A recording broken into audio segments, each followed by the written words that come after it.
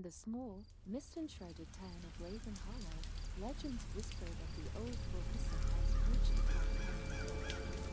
Locals said it was cursed, haunted by spirits who never rested. The legend grew over the centuries, flying winds, vanishes of the trails of the storm wind, leaving behind only the house shrouded in mystery. One children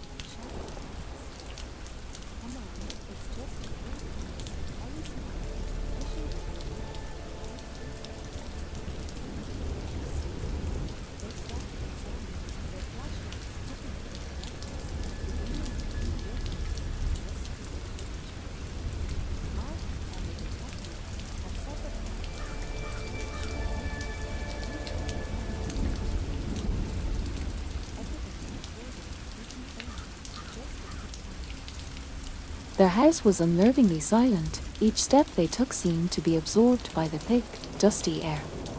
As they explored the ground floor, Sarah, who had been quiet, suddenly stopped. "Do you feel that?" she whispered, a chill running down her spine. "Feel what?" Lisa asked, but before Sarah could answer, a loud thump came from the second floor, making them all jump. "It's just the house settling," Ellie said with a forced laugh, though her voice betrayed a hint of fear. The group hesitantly ascended the creaking staircase, the air growing colder with each step. Reaching the top, they split up to cover more ground. Ellie and Jamie ventured down the hallway to the left while Sarah, Mark, and Lisa took the right. As Ellie and Jamie entered what appeared to be a child's room, they found a dusty doll lying in the corner. Its eyes seemed eerily lifelike, almost following them as they moved around the room. Meanwhile, Sarah, Mark, and Lisa stumbled upon the master bedroom. The air was thick with the scent of old perfume, and a large portrait of the Wilkerson family hung above the fireplace. The family's faces were somber, their eyes dark hollows that seemed to stare right through them. Suddenly, the door slammed shut behind them, plunging the room into darkness. Lisa screamed, fumbling for her flashlight. When the light flicked on, Sarah was gone. "Sarah!" Mark called out, his voice echoing down the hall. There was no reply, just the sound of their own breathing and the distant echo of Jamie and Ellie's voices. Back with Ellie and Jamie, they heard the screams and rushed to regroup with the others, finding them in the hallway, pale and panicked. "Sarah's gone," Mark managed to choke out, his eyes wide with fear. "What do you mean, gone?" Ellie demanded, her voice rising in panic. "I don't know. She was right next to us, and then she wasn't," Lisa explained, her voice trembling. They searched the nearby rooms but found no sign of Sarah. As they called her name, the house seemed to absorb the sound, the silence growing heavier around them. Deciding to stick together, they continued their search, increasingly aware of the house's oppressive atmosphere and the growing sense of dread that something terrible was about to happen. Their lights flickered as if struggling against an unseen force, and the temperature dropped, their breath visible in the icy air. They finally made their way to the attic, the air thick with the smell of decay. The door groaned as they pushed it open, revealing a room filled with old trunks and furniture covered in white sheets. As they entered, the door slammed shut behind them, and the light from their flashlights dimmed, casting long shadows across the floor. And there, in the corner of the attic, was Sarah, standing still, facing the wall. "Sarah!" Jamie called out hesitantly. She slowly turned around, her eyes vacant, a chilling smile spreading across her face. "They want to show you something," she whispered in a voice not quite her own. Before anyone could react, the floorboards beneath them began to rumble, and the faint sound of a child's laughter echoed through the room. The last thing they saw were shadows moving swiftly across the walls, engulfing the room in darkness. As the laughter grew louder, so did the shaking of the house. It felt as though the very foundation was convulsing under some unfathomable force. Books flew off shelves, and the dusty drapes flapped wildly as if caught in a tempest. The teens huddled together, their hearts pounding in their chests. Ellie grabbed Sarah's arm, trying to pull her away from the wall, but Sarah resisted, her smile broadening as if she were privy to a secret joke none of them could understand. "They've been lonely," Sarah said, her voice lilting and surreal. "They want us to stay. Forever." "No, we're leaving," Ellie shouted, her leadership instincts kicking in. She tugged harder, and finally, Sarah stumbled forward, as if released from a trance. They made for the door, but it wouldn't budge. Jamie and Mark slammed their shoulders against it, but it was as if the door had been sealed shut. The child's laughter crescendoed into a cacophony of whispers and wails that seemed to come from the walls themselves. "Look." Lisa pointed towards a small, circular window at the back of the attic. It was too high and too narrow, but it was their only glimpse of the outside world. Mark and Jamie quickly began stacking the furniture beneath the window, forming a precarious tower. One by one, they climbed up, the old wood creaking under their weight. Ellie boosted Lisa up first, who scrambled through the small opening, dropping down onto the roof of a lower section of the house. Just as Mark was about to follow, the entire room shook violently, sending him tumbling back into Jamie. The shadows swirled faster, forming shapes that were almost human. The silhouettes of children, dancing in a grotesque mimicry of play, their eyes hollow pits of darkness. Ellie, facing the horror, realized these must be the spirits of the Wilkerson children, lost and corrupted by whatever malevolence had claimed the house. "We need to get out now," Ellie screamed over the din. She pushed Jamie towards the makeshift ladder. He climbed, his body shaking, and barely squeezed through the window. Sarah was next, but as she climbed, the laughter spiked into a shriek, so loud and piercing that it seemed to shake the very air. Sarah froze, her body rigid. "They're here," she screamed, staring into the abyss below them. Ellie climbed up behind her, pulling at her, desperate to get her through the window. As she did, the room below them erupted. The shadows surged upwards like a wave, crushing against the roof. Mark, still inside, shouted for them to go as he fought to hold back the dark figures trying to pull him down. With one final, Herculean effort, Ellie and Sarah made it through the window, tumbling onto the roof. They crawled towards the edge, the roof tiles slick and cold beneath them. Below, the front yard was bathed in the silvery light of the full moon, the mist swirling around the dark trees like wraiths. Without hesitation, Ellie and Sarah slid off the roof, landing on the damp grass. They scrambled to their feet, running towards the gate, their breaths coming in sharp, painful gasps. Behind them, the house roared, a sound so deep and terrible it seemed to come from the bowels of the earth itself. They didn't dare look back, knowing that to do so might mean their doom. They reached the gate, throwing it open and spilling onto the road, the cold asphalt hard under their feet. They ran, the house receding into the distance, its windows glowing like the eyes of a beast in the night. As they reached the edge of town, they realized that Jamie and Mark were not with them. They had not come out of the house.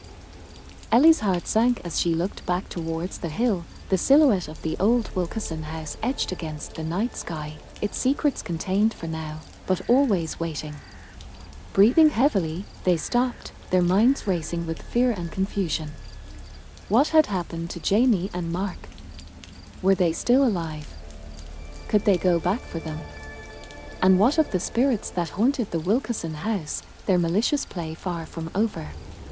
Ellie, Sarah, and Lisa stood in the road, the mist curling around their ankles, knowing the horror was not yet behind them. As the wind howled through the trees, it seemed almost like a voice, whispering secrets into the night, secrets that were not meant for the living.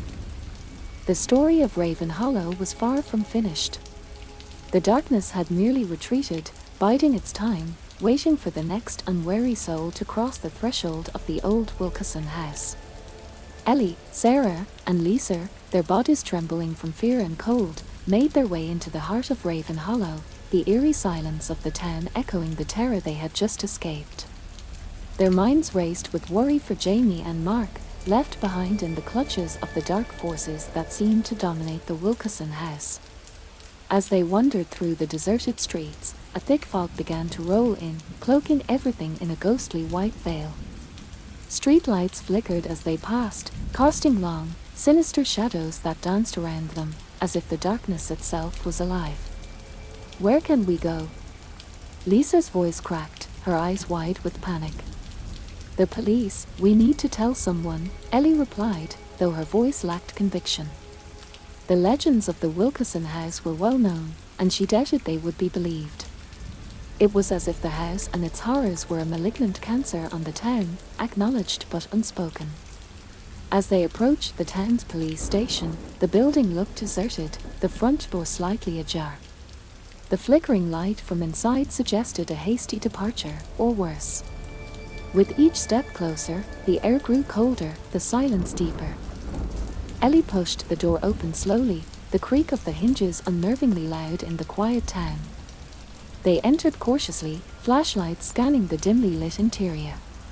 The station was in disarray, papers were strewn about, a coffee cup lay shattered on the floor, and the faint smell of rust hung in the air.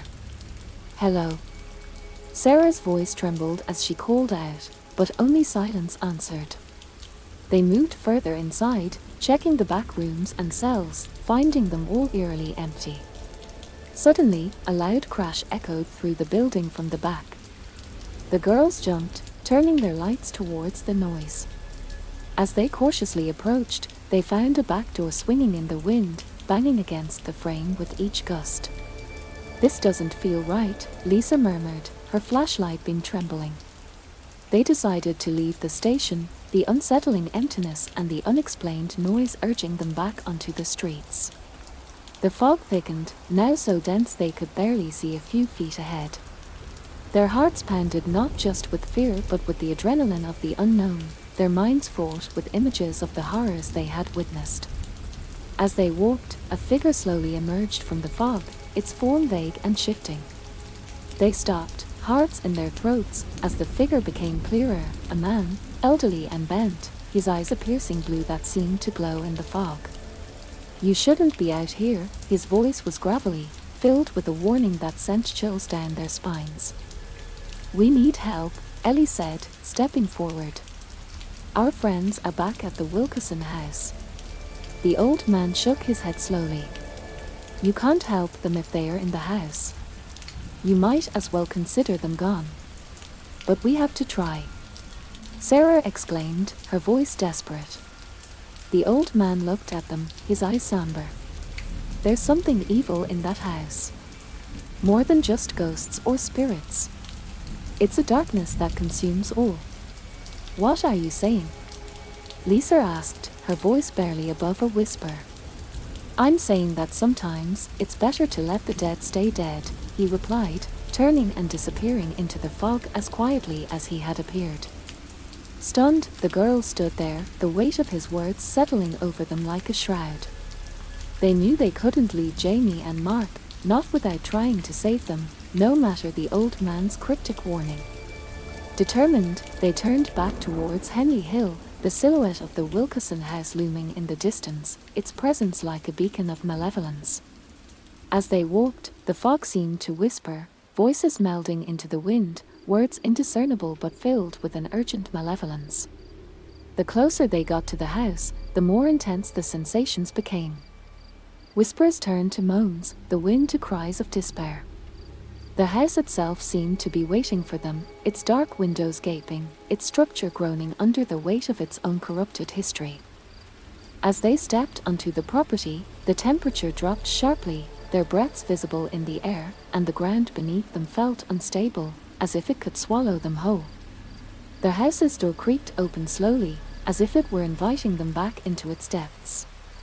With a collective breath, they stepped forward, crossing the threshold once more into the darkness, not knowing what awaited them inside. They could not guess. The deeper they delved into the Wilkeson house, the more the air thickened with the stench of decay, and the omnipresent whispering grew in volume, as if the very walls were alive with the echoes of the past. Each room they entered was steeped in a history of darkness, the remnants of lives once lived and lost within these oppressive confines. In the library, thick tomes fell from shelves of their own accord, pages fluttering to the floor like the wings of disturbed birds. Dust motes danced in the beams of their flashlights, and the scent of mildewed paper filled the air. As they scanned the room, Ellie's light paused on a large book lying open on a reading stand. The text was faded, but the drawings were vivid, depictions of arcane rituals and grotesque figures engaged in unspeakable acts. "Guys, look at this," she called, her voice a hushed whisper that seemed too loud in the eerie silence. They gathered around, peering down at the open page. The illustration showed a ritual, figures cloaked in robes standing around a marked circle, hands raised as if in invocation. The edges of the page were singed, as if the book had narrowly escaped a fire. "Does this mean, were they practicing something dark here?" Lisa asked, her voice quivering. "It looks like it," Mark responded, his face pale in the flashlight's beam. "This could explain the hauntings, the spirits. Maybe they never left, maybe they can't leave." As they pondered the implications, a sudden cold draft swept through the room, sending papers flying and extinguishing their lights.